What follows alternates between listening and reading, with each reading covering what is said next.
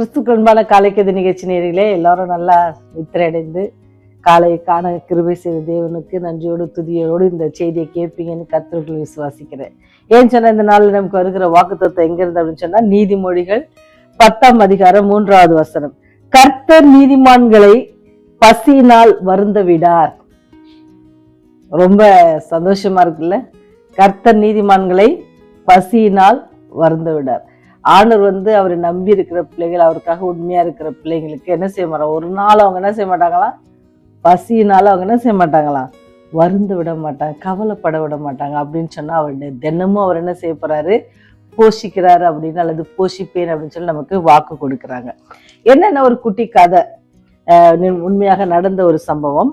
Holland தேசத்துல என்ன பாத்தீங்கன்னு சொன்னா ஒரு 7 விதவை இருந்தாங்க. அவங்களுக்கு ஒரு நாள் என்ன செய்யணும், அவங்களுக்கு பிள்ளைகள் இருந்தாங்க. அந்த பிள்ளைகள் ஒரு நாள் நைட்ல ரொம்ப பசி, அவங்க பசியா இருக்கிறாங்க. ஆனா அவங்க வீட்டுல என்ன இல்லை, ஆகாரம் இல்லை, அவங்களுக்கு சாப்பிடுவதற்கு எதுவும் இல்லை. அப்போ அம்மா என்ன செய்யறதுன்னு தெரியல. பிள்ளைங்க வந்து அம்மா பசிக்குதுமா அப்படின்னு சொல்லும் போது, வாங்க வாங்க நம்ம எல்லாரும் செய்வோம், ஜெபம் பண்ணிட்டு வரோம்னு எல்லாரும் குடும்ப ஜெபம் பண்றாங்க.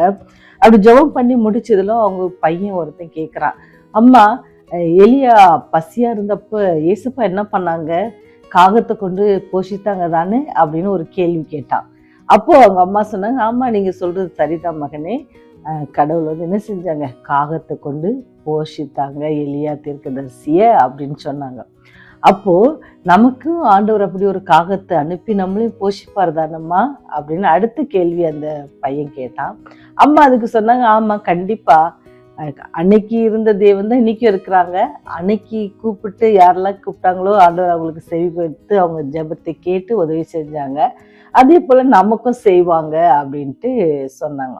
அப்போ நம்ம எதுக்குமா கதவை மூடி வைக்கிறோம், அப்ப காக்கா எடுத்துட்டு வந்தா எங்க வைக்கும், அதனால நம்ம கதவு திறந்து வச்சிருவோமா அப்படின்னு சொல்லி நைட்ல கதவு திறந்து வச்சுட்டா அந்த குட்டி பையன். அப்படி திறந்து வச்சுன்னு அம்மாவுக்கு குழந்தையோட விசுவாசத்தை பார்த்துட்டு அம்மா ஒன்றும் சொல்லல, கதவை திறந்து வச்சுட்டாங்க. குளிர் தேசம் ஆனாலும் கூட என்ன செஞ்சாங்க, கதவை திறந்து வச்சாங்க. ஏன்னா குழந்தைக்கு என்னன்னா, எலியாவை காகம் கொண்டு போஷித்த தேவன் எங்களையும் போஷிப்பாங்க அப்படின்னு சொல்லி. அப்படி அவங்க கதவை திறந்து அந்த நைட்ல இருக்கும் பொழுது அந்த வழியாக சென்ற ஒரு செல்வந்தர் என்ன செஞ்சாருன்னா, என்னடா இது பெரிய ஆச்சரியமா இருக்கு, இந்த இரவுல யார் இப்படி கதவு திறந்து வச்சு இருக்கிறாங்களே அப்படின்னு சொல்லி, ஏதோ அவங்களுக்கு தேவைப்படுதா இல்லை ஏதோ பிரச்சனைகள் இருக்காங்களா என்ன அப்படின்னு சொல்லி பார்ப்பதற்காக அந்த செல்வந்தன் அந்த இடத்துல வந்தாராம்.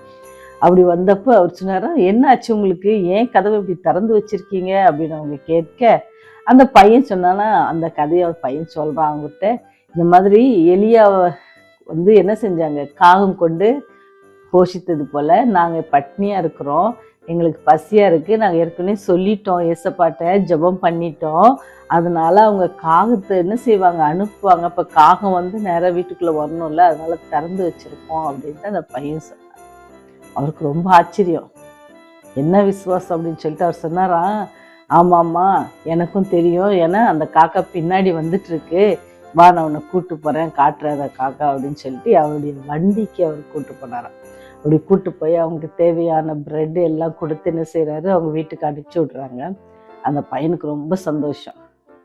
பரவாயில்ல, கடவுள் நமக்கு அன்னைக்கு காக்கா இன்னைக்கு இந்த ஒரு மனுஷன் நினைச்சு நம்ம போஷித்திருக்கிறாரு அப்படின்னு சொல்லி அவன் சாப்பாடுலாம் கொண்டு போய் வச்சுட்டு திருப்பி அந்த வீட்டுல இருந்து வெளியே வானத்தை நோக்கி அண்ணாந்து பார்த்து, பரலோகத்தின் தேவனே எங்க ஜெபத்தை கேட்டு எங்களுக்கு என்ன செஞ்சீங்க, இந்த ஆகாரத்தை கொடுத்தீங்களே, அதுக்காக உங்களுக்கு நன்றி அப்படின்ட்டு சொல்லி அவன் ஜெபிச்சான்.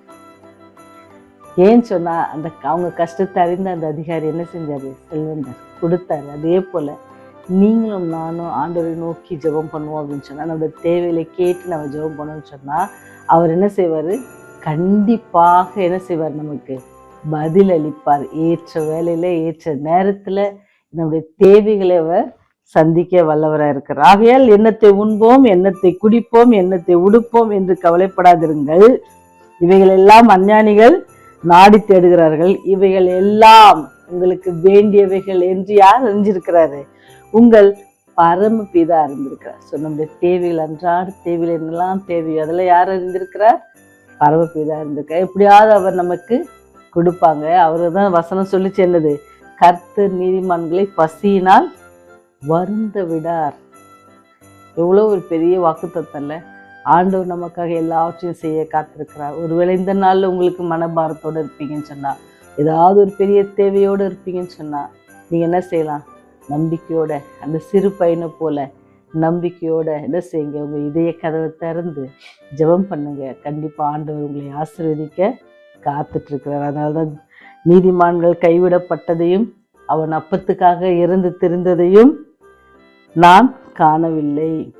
இந்த சந்ததி, சரிங்களா, அவர் மட்டும் இல்லை, அவங்க சந்ததியே என்ன இல்லையா கஷ்டப்படாது. ஆண்டவர் அப்படி நீங்கள் ஆண்டவருக்கு பிரியமாக இருப்பீங்கன்னு சொன்னால், நீங்கள் மட்டும் இல்லை, உங்கள் சந்ததியும் என்ன செய்யாது, வருத்தப்படாது. எதுக்கு? பசியினால் வருத்தப்படாதபடிக்கு எப்போவுமே செழிப்பாக இருக்க தேவன் கிருபை செய்வாராக. அந்த ஆசீர்வாதம் வேணும்னு சொன்னால் நம்ம ஆண்டவருக்கு பிரியமுள்ள பிள்ளைகளாக இருப்போம், செய்வோம். அண்ட சராசரை படைத்து இந்த மனுக்குலத்தையும் படைத்து இதெல்லாம் ஆண்டு கொள்ளுங்கள் என்று சொல்லி எங்களுக்கு அதிகாரம் கொடுத்து எங்களை நேசித்து எங்களை வழிநடத்தி வந்து எங்கள் பரலோக தந்தையே, இந்த நாளிலும் கூட ஆண்டவரை கேட்ட வசனத்தின்படி ஆண்டவரையுமே நம்பியிருக்க பிள்ளைகள் நீதிமான்கள் ஒரு நாளும் ஆண்டவரே பசியினால கஷ்டப்பட மாட்டாங்க, இல்லை வருத்தப்பட மாட்டாங்கன்னு சொன்னது போல கடந்த நாட்கள் எல்லாம் நீர் எங்களை போஷித்து வந்திருக்கிறீர் ஆண்டவரே. நாங்கள் ஒருவேளை நீதிமான்களாக இல்லாவிட்டாலும் கூட நாங்கள் பாவிகள் இருக்கையிலே எங்களை நேசித்து எங்களை வழிநடத்தி எங்களை பாதுகாத்து வந்ததற்காக நன்றி செலுத்துகிறோம். எண்ணத்தை உண்பு எண்ணத்தை கொடுப்போம், நாங்கள் கவலைப்பட தேவையில்லை. ஏன்னு சொன்னால் நீங்கள் எல்லாவற்றையும் அறிந்திருக்கிறீங்க.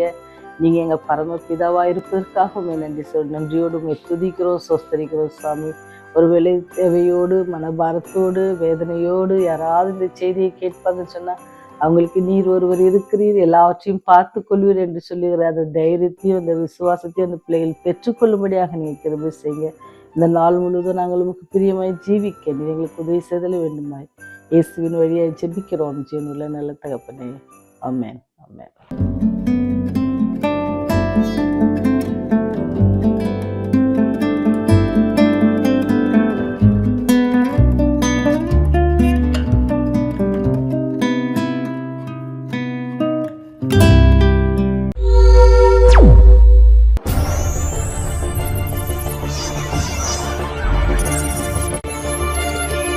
நீங்கள் பார்த்துக் கொண்டிருப்பது உங்கள் ரிவைவல் டிவி.